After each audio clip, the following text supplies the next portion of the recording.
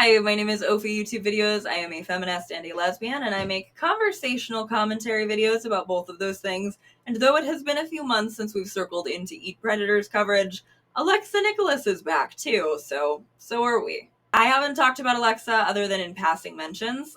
All roads lead back to her here somehow since like September, and there are a few thousand more of you here now than there were back when I was first talking about this. So, hi! In case you haven't already gone back and found it, I will link my full playlist of Alexa videos in the description below.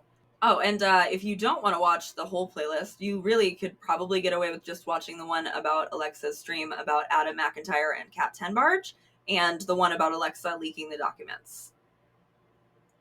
Because Alexa's return seems to be motivated entirely on the fact that she is still angry at Kat Tenbarge. I don't want to spend too much time on the backstory here today because I assume a lot of you have found those videos. But Alexa Nikolas is a former child actor, former activist, and current internet troll. Is that too mean? Are we allowed to say that yet?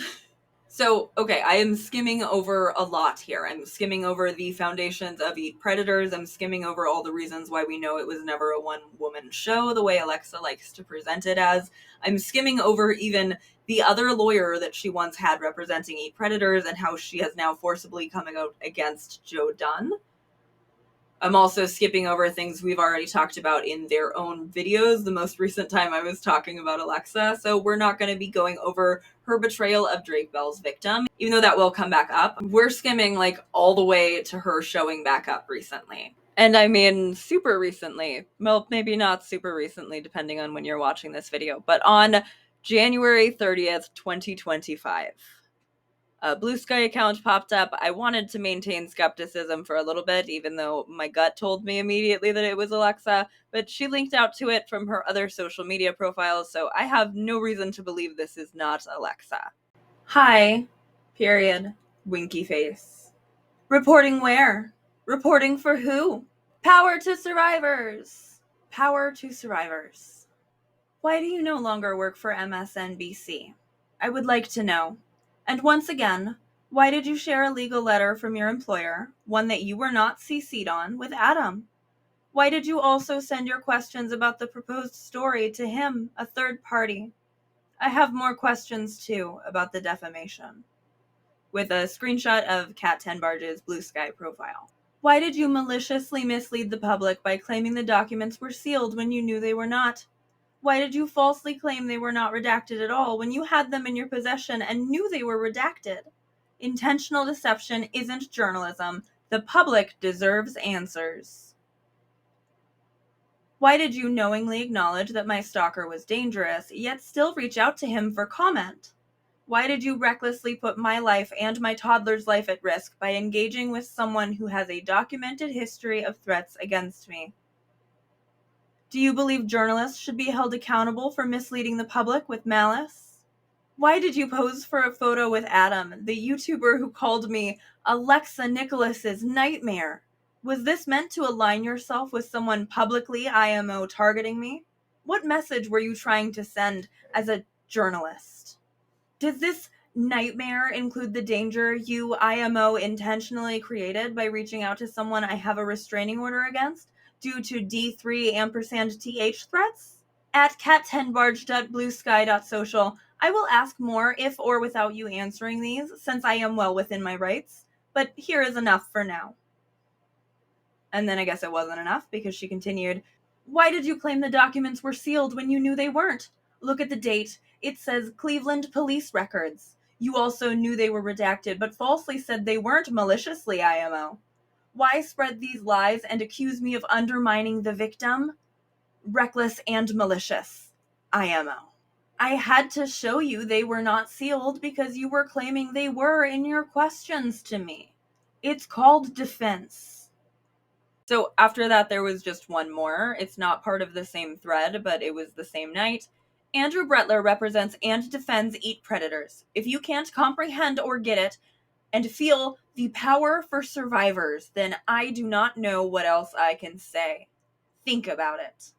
She also posted a screenshot of her own new Blue Sky profile on her Instagram.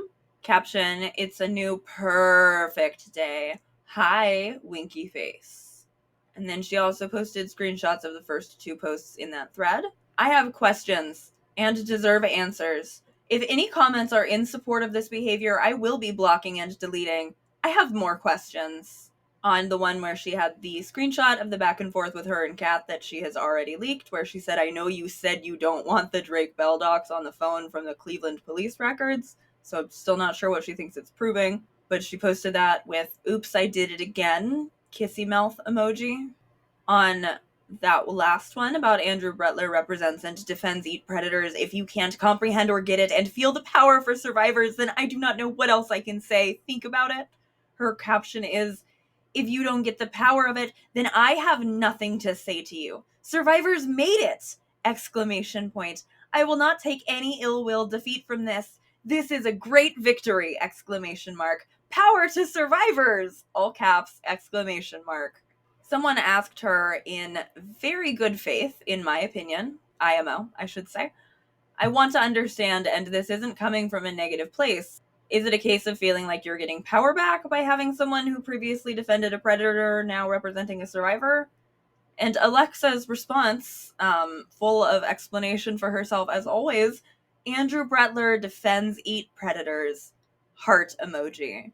She also posted on her Twitter, apparently, and I know about this only because she also posted it on her Instagram. I got recommended to Andrew Brettler by Effie from the Survivor community.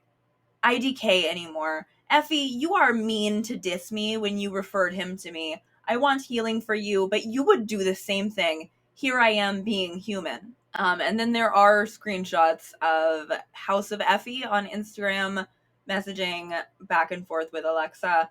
In part of this, she says, I saw I've been blasting him on Twitter, quote, tweeting your tweets. I can recommend you a defamation lawyer, but you're not gonna like the wreck, crying face emoji. Alexa says, you are the best. Thank you, heart, heart, prayer. Seriously, I am talking to 1 or 2 right now, but if you have a rec, let me know. LOL, depending. And then Effie responded, well, I was gonna say Andrew. Yes, he has repped some bad people, but also he can feel very emotionally nurturing and validating and supportive to a survivor in ways that even victims' rights lawyers don't. IMO, and he can be very soothing and guiding, which is super important when you're a survivor struggling with CPTSD and anxiety and need to be soothed and guided. And I bet he's better than whoever you're talking to without even knowing who the rest are.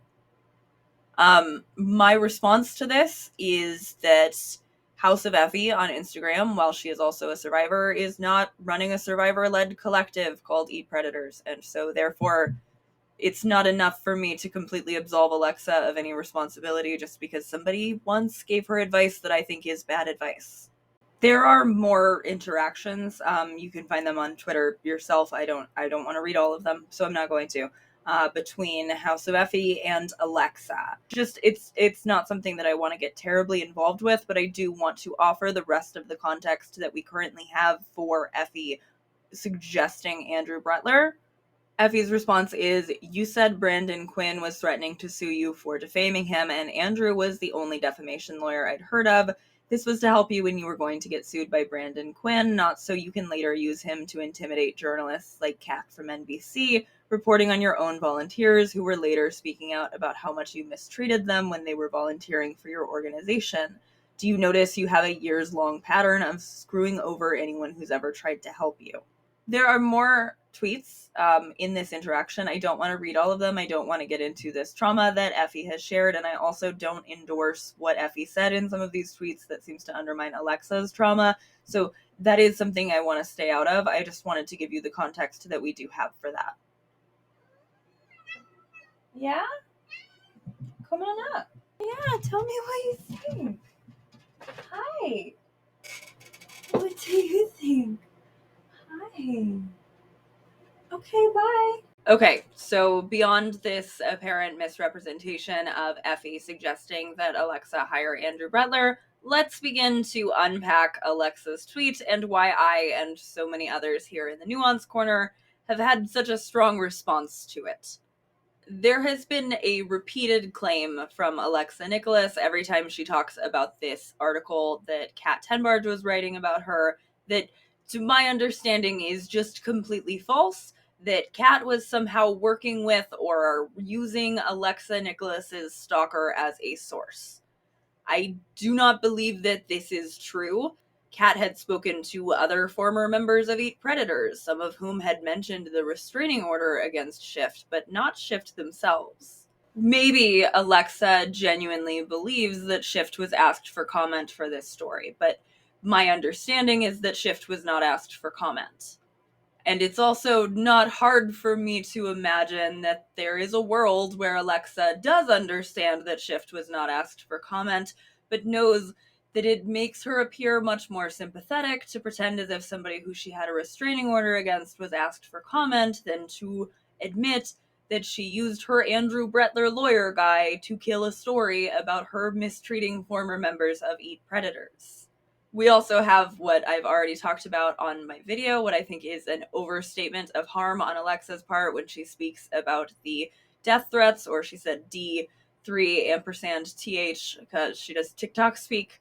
The death threat in question was, as is listed on the restraining order materials that she made public online, it is American Psycho, you're a leftist, name everyone who's ever left you. And it had her name and the names of some other members of Eat Predators. Like, I do understand why it would make people feel uncomfortable, but I also think calling that a death threat or a gun threat, as she has, is a real overstatement of harm. Similarly, and I'm not showing you this one because I don't want to show you a picture of Alexa's child, when she talks about how the person who she has a restraining order against was making threats against her child and posting images of her child, it was an image of that person who she had had as somebody like in her life and around her child, holding her child. Yes, he probably shouldn't have continued to post it after she expressed her discomfort with it, but she continually frames it to her audience in a way that tells me that she's just hoping everybody takes her word for it and doesn't actually go and look at it. And I'm saying that as somebody who, like, Shift reached out to me at one point and I told them that I was uncomfortable, honestly, hearing their side of the story, just because I did understand why other former members of Eat Predators were made to feel uncomfortable. And I just, again, sort of similarly, I'm careful about what I can and cannot get involved with. And that didn't feel like something I was able to get involved with. And my understanding, and to be clear, I'm saying this as an outside observer and not because Kat Tenbarge has asked me to say any of this. I haven't talked to her before I made this video. My understanding is that Kat Tenbarge also had not gotten directly involved with Shift. So it does bother me for Alexa to repeat this claim over and over again when she doesn't seem to have anything to back it up. Because if we take that away, she is silencing the voices of other former members of Eat Predators who we know have spoken to Kat. And that's just not as sympathetic if you don't have a restraining order against all those other former members as well. The other thing that I want to get into here is why I said earlier that I think that even if she was genuinely given the advice to hire Andrew Brettler, that I think that that would have been bad advice. I think there's some nuance here, and it's nuance that I want to spend a little bit of time exploring. If Alexa Nikolas were simply hiring somebody who's known as like a pitbull Hollywood attack lawyer for herself, like, for example, somebody else we've recently spoken about, FKA Twigs hired Brian Friedman to represent her against Shia LaBeouf. I don't think that that discredits or undermines FKA Twigs at all, but also FKA Twigs was hiring a personal lawyer and not somebody who was going to be representing and also serving paperwork against members of a survivor-led collective, right? And so despite Alexa's refusal to understand why people are upset with her, I can explain it anyway for anybody other than her who might not get it yet, but who actually has a desire to understand it. My frustration with Alexa for this, for hiring a defense lawyer who has made quite a reputation for himself as being a guy who takes up for men who were accused during Me Too. My frustration with that comes from the fact that Alexa has spoken publicly before, including on like the H3 podcast, about how you can simply choose not to hire a lawyer who represents predators. So for her to have done this, for her to have hired this lawyer in the first place after she was, as part of building her platform, talking about how she would never hire such a lawyer, for her to hide it for several months rather than just coming out with it, and for her to use that lawyer to kill negative stories about her, the way that she complains about abusive men getting stories about them killed. And one more, and then last one, for like using that lawyer against former members of Eat Predators, including to attempt to enforce NDAs that probably shouldn't be enforceable, allegedly IMO. And so there's all of that already, right? But not only is she using this like Hollywood attack dog lawyer who represents abusive men, and not only is she using them against former members of her collective, but think for a little bit about who Alexa is courting to be in her collective, right? This is a woman who is doing a survivor-led organization in California that is purportedly, when it remembers that it is not supposed to be entirely about Alexa, purportedly about the music industry. Do you think maybe Andrew Brettler has represented the abusers of some of the people who have joined Alexa's organization? And do you think maybe that's why Alexa hasn't wanted to make it clear who she's giving her money to? I am not wildly speculating. Like, Alexa very well probably has drawn in survivors of some of the people who she's spoken about. Alexa has made videos talking about Danny Masterson. Alexa has protested Scientology. She wouldn't have been lying about this for so long if she didn't know that at least some of the people who showed up to protest Scientology with her would feel fucking betrayed by her lining the pockets of the same lawyer who represents Danny Masterson.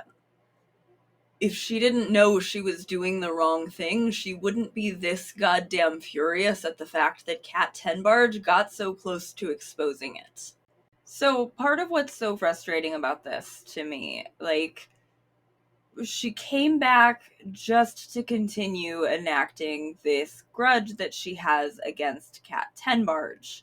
And Kat Tenbarge is a woman who I would say already gets an outsized amount of hate just for being a visible feminist on the internet.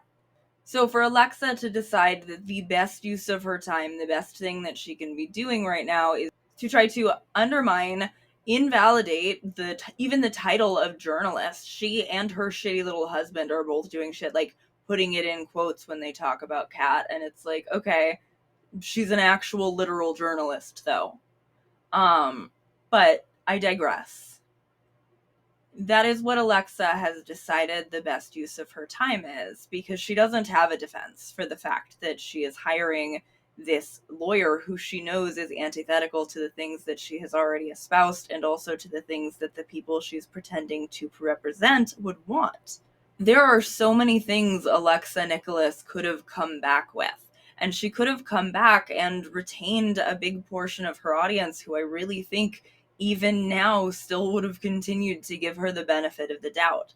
If she had come back and she had left Kat alone and she had just said, oh, I've been talking about Brian Friedman for like 2 years now, I'll give her that credit. She was the first person I heard about Brian Friedman from. It would have made sense to me if she would have decided, as she decided, that she would hop on the Blake Lively hate train and be angry that Blake Lively had selected a song by her abuser Rye for the soundtrack, which, you know, Alexa is certainly entitled to her feelings about that, and also so would the victim of Drake Bell, who may have some feelings about Alexa attending Drake's concerts and liking all of his posts on Instagram, and having Alexa call it, in quotes, undermining the victim, when that is quite genuinely just what she's been doing since she removed that first live stream where she was responding to the victim's statement. But Alexa could have cast all of that aside. And a lot of people who didn't realize that she had jumped on the Blake Lively hate train, or who still think that hate train is justified, would have been fine with it. A lot of them would have forgotten about her grudge against Kat, or just kind of hoped that she had gotten over it. And Alexa could have said, let's talk about Justin Baldoni being a predator. Let's eat Justin Baldoni. But that's not what she wants to do. She wants to eat a woman. She wants to eat a journalist. She wants to eat somebody who questioned her.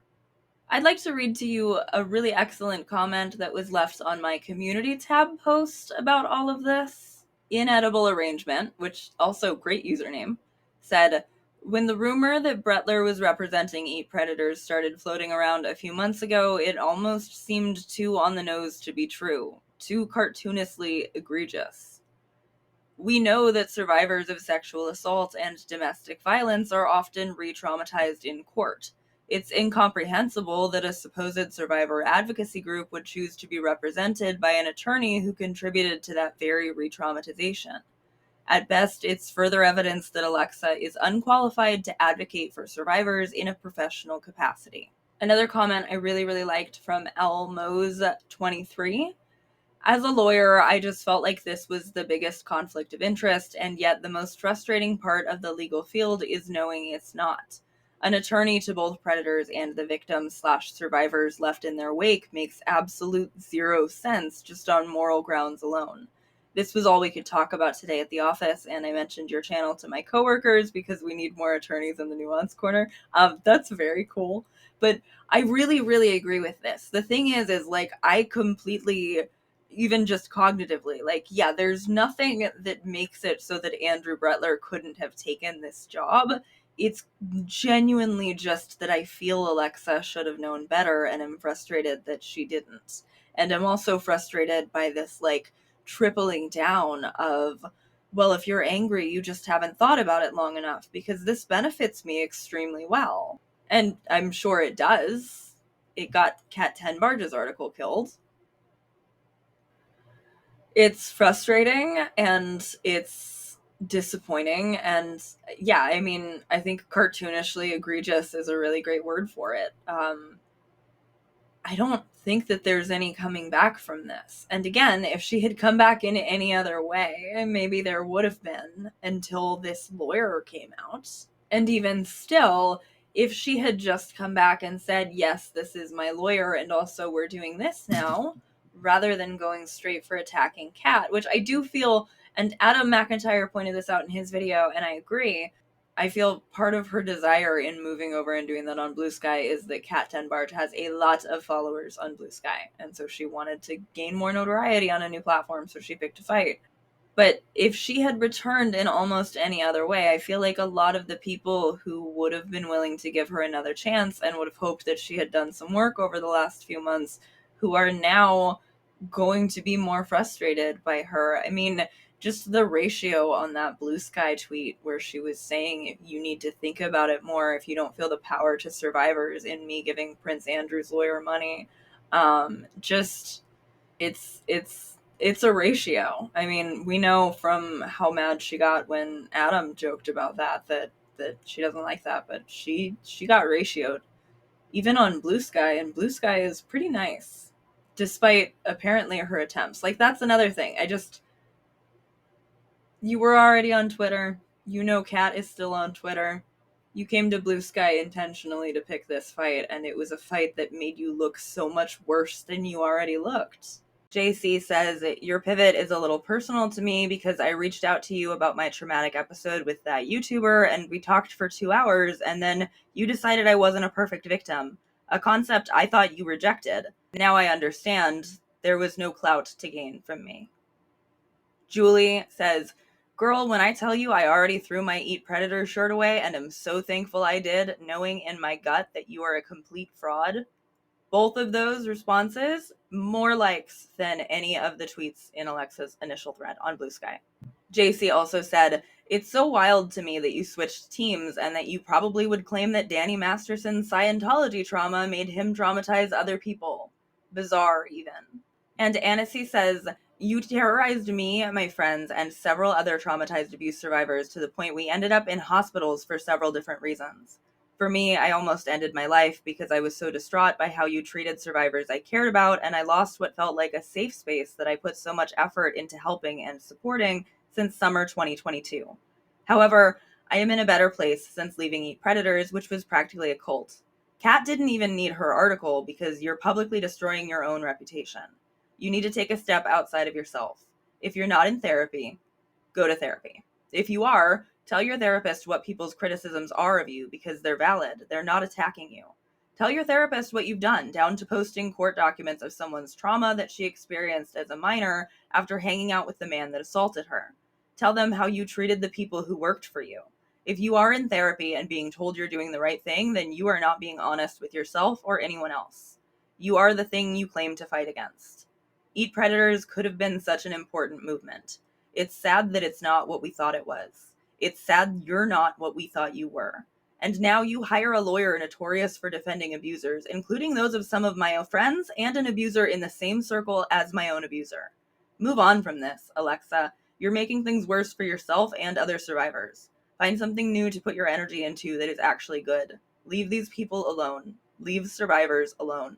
I have nothing to add to that. I think it is fantastic. I think especially it coming from somebody who has previously been involved in Eat Predators. I really wanted to read that. And you can find Annecy's profile linked in the description below. There are some other really fantastic responses, both to Alexa on Blue Sky and also from my community tab post yesterday. So I want to read just one more comment before we pack up here. This is from Drowsy Fawn. Bottom line for me is that if Alexa thought hiring Andrew Brettler was empowering, she would have admitted she'd done so months ago when she was repeatedly asked about it. She would have explained to her supporters why she changed her mind on this issue and sees this as the right move for Eat Predators moving forward. Instead, she pretended not to see the question, even as her own supporters asked over and over again on her live stream and then disappeared for months. Same with her going backstage at Drake Bell's concert, which she still hasn't addressed, of course. If she thought switching sides to support Drake Bell because of whatever evidence she was shown behind the scenes was the ethical thing to do, she would just say that.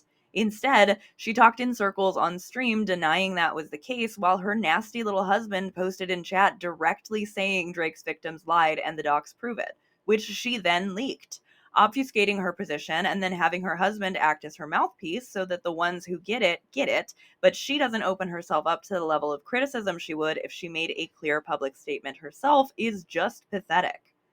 Alexa wants to be perceived as this tough, heavy-hitting truth teller so badly, but she's not. That requires the strength of character to state your position clearly and stand behind it, which she is proving she still does not have, even after all the time she's had to reflect and prepare. I totally agree. Alexa thinks just pretending like she has integrity, pretending like she has any intention of supporting any survivor other than herself, like she has any morals at all, is enough. And it's not. It's just patently untrue that just pretending is enough to make you fake it till you make it in terms of having morals. Also, I did double check between filming last night and right now, and I am going to confirm, just since Alexa has lied about it so many times, Shift was never a primary source for the article that got killed. Confirmed. And I'm still unsure to what extent it was the legal maneuvering from the lawyer Alexa shares with Armie Hammer and Colleen Ballinger and Prince Andrew, and to what extent that the article got killed just because Alexa is irrelevant. I suspect, without too much knowledge of how journalism works, that it was a combination of the two. I think this is a case of a spiteful, angry, and irrelevant person who had the resources to make sure even an article that maybe many people wouldn't have cared about very much in the first place gets dead and buried, and who then throws a temper tantrum for several months that anyone even wanted to write it, even though she pretty plainly got her way, because the article did not come out. And as I feel I've made very clear in my videos, I really admire Kat Tenbarge and her work, but I think that the amount of damage that Alexa Nikolas has done to her reputation by not just accepting her shitty little victory, not just being silently proud of how well she silenced all those former survivors, and how she got away with going and testifying for Nick Carter against another former member of Eat Predators. Instead, she wants to pick this fight again and again, and by doing so, she is encouraging more people to talk about her. She's encouraging people like me who haven't talked about her in a few months to pick up and do it again. So, not as a slight at all to the article that got killed, but I think truly even the very best, very most well put together investigative reporting couldn't have possibly done as much damage to Alexa's reputation as she has done by now, all on her own. And I filmed the end part of this video last night, so we're gonna just cut back to that. And there's gotta come a point eventually where she realizes that just because she says malicious defamation and IMO enough times, it doesn't actually make her the victim of somebody talking about the bad things she does.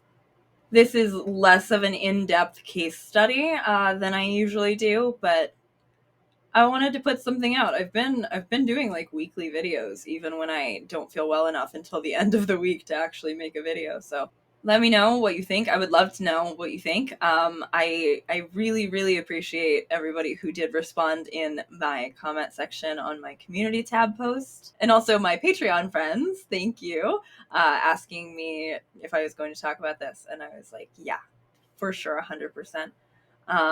Which I keep my ear to the ground, but I didn't see this until somebody sent it to me on Blue Sky. So thank you to people who send things to me. Thank you, Kayla.